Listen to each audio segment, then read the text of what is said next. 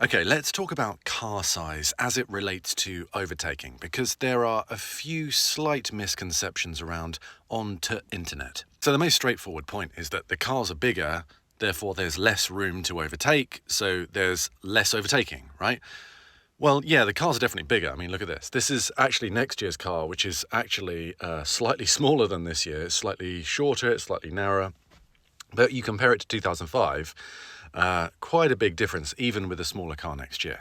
However, that's not really the problem when it comes to overtaking because, look at the width. The width is basically the same.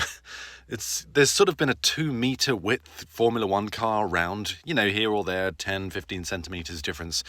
But essentially the width is always the same. So it's not the width of the track and the width of the car, and there's not enough room for cars to overtake. That's not really an issue.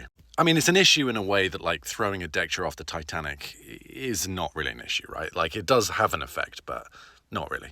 All right, then let's talk about length. Well, yeah, if it's a longer car, there's more car to overtake, right? It takes longer to get car A past car B or car B past car A. Anyway, so yeah, that is relevant. But then when there are rules where if you're far enough alongside the car, they have to give you room, then that sort of negates that point too, right?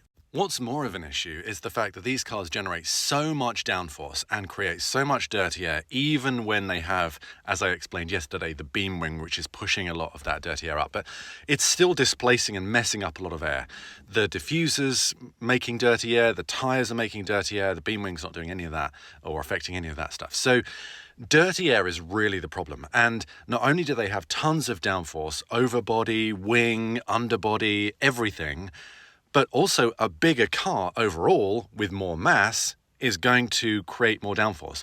Think of a little plane following a 747 or crossing in the wake of a 747. That plane's going to go nuts because the 747 is bigger and displacing a lot more air and causing a lot more dirty air. So, that is much more relevant. It's the size of the car displacing a lot of air and making a mess of it, and also the fact that there's so much complex downforce on these modern cars that it's so difficult for cars to follow and hence get close enough to overtake.